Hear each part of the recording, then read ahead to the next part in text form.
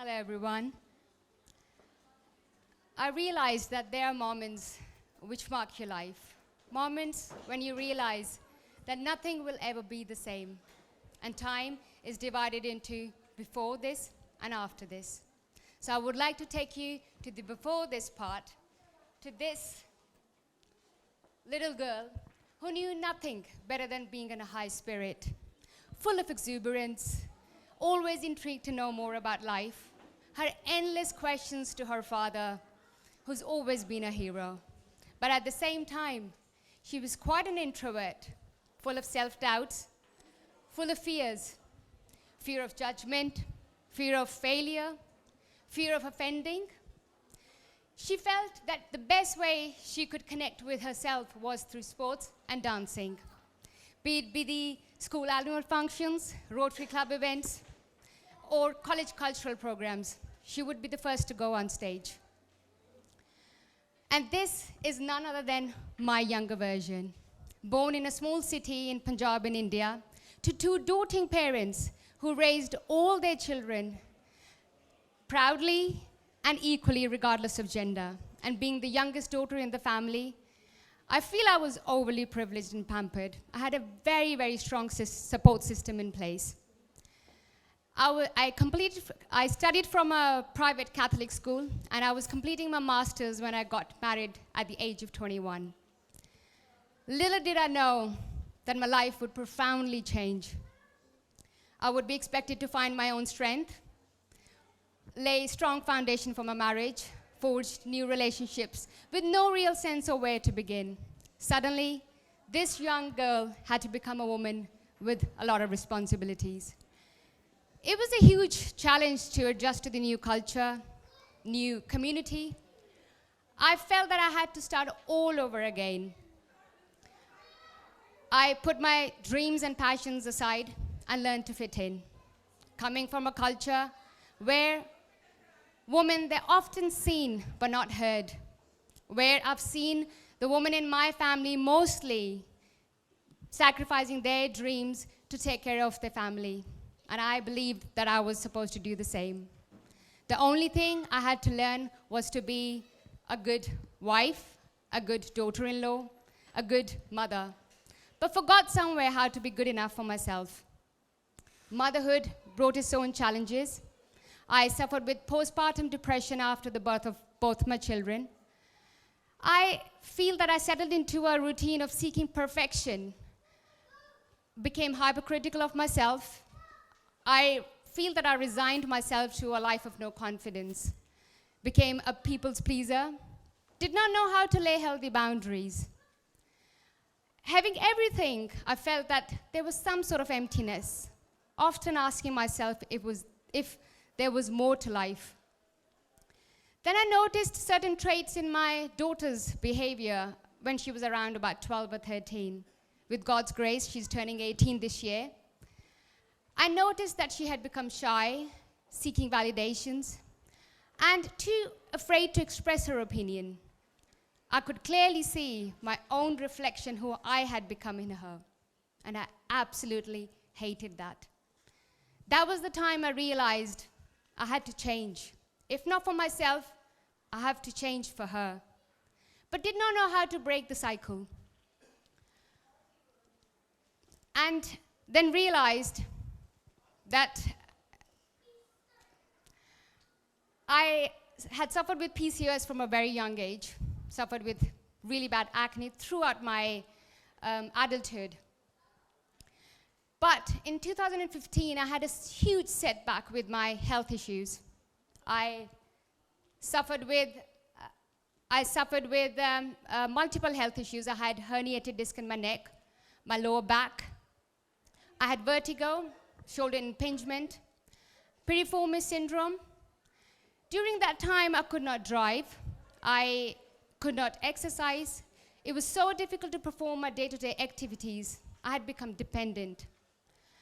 I had started becoming depressed. Anxiety was crippling me inside more and more. I never realized that stress would affect my mental well-being to the extent that I did not want to continue living. I had hit my rock bottom. I felt that I was unworthy, losing trust in life. But deep down, there was a voice telling me that I held the key to change, and I believed the universe heard my prayers. In 2021, I decided to participate in a 12-week transformation challenge where I was competing against 42,000 challengers online. During those 12 weeks, I had to compete as you would do for a bodybuilding competition. During those 12 weeks, I had to plan, prep, and consume quantified food. I had to train 6 times a week, up to 2 hours a day. I was doing all that on top of all the other commitments that I was already doing. And surprisingly, those 12 weeks transformed me into a person that I never believed that I could be. I was able to exercise mindfulness. I was able to control my anxious thoughts. I actually,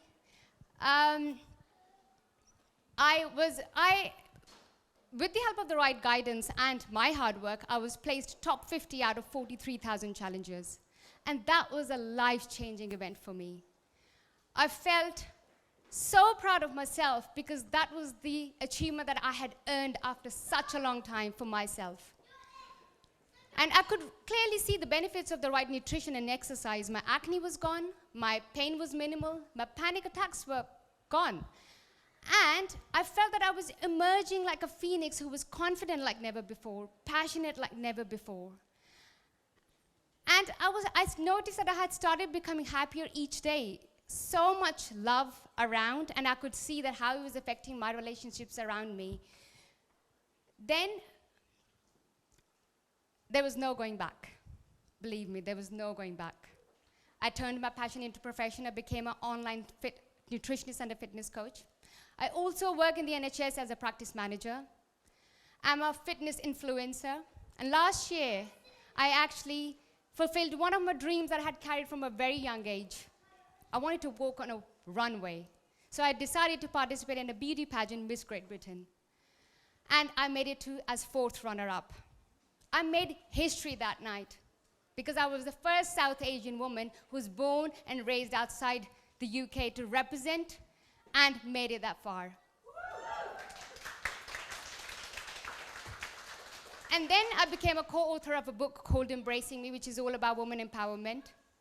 And then I was the winner in the female category of the same competition that I did 2 years ago, where the whole story started. And I was the winner this time.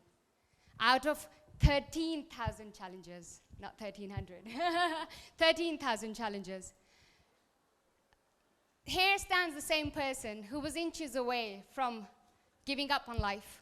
And now I want to live more and more each day because I found my purpose, I found my true calling. I want to push every boundary that unleash my true potential that God has blessed me with. Every opportunity I'm seeking to learn and grow. Every fear that I have, I want to defeat it. Believe me, this did not happen overnight. I had to work on it. And it all started by believing in myself. Just getting emotional. And by taking the first courageous step towards the change I wanted. I decided to face my fears one by one, slowly and gradually. I realized that how my fears were stealing my dreams away. So I realized that it's so important to set yourself realistic goals and stick through it. Sometimes we burden ourselves with unnecessary anxiety by measuring ourselves with others. We must understand that we all are unique and we all have a unique growth.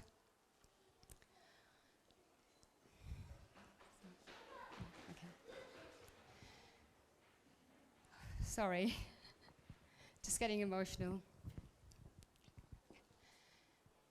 When I look back at my progress, I feel so proud of myself, that how my fitness journey changed me into a person that I never thought, turned me into a fireball who doesn't know how to stop. Gave me the strength to block all those external noises so that my inner voices are loud and clear. And it took me 40 years of my life to believe in myself, to embrace myself, truly who I am. And today, I would like to remind everyone who can resonate with my story that it's okay to make yourself a priority too. Stop living with guilt of desiring to fulfill your dreams. You have one life. Find anything that you're passionate about. It doesn't have to be big. And what best way then to focus on your own health? Change happens when you take the first courageous step, and with the small mind shift in your mindset from I can't to I can. And lastly, there are no mistakes, only lessons and opportunities to grow and learn. Thank you. Oh yeah, and lastly, I was published in one of the UK's leading magazine, Woman's Own, about my story, which I absolutely feel so proud of myself. So yeah, thank you so much. Oh yeah, you want to play? And I'm also learning calisthenics at the age of 42 with 2 herniated discs, one in my neck and one in my lower back. So yeah, thank you so much. Yeah.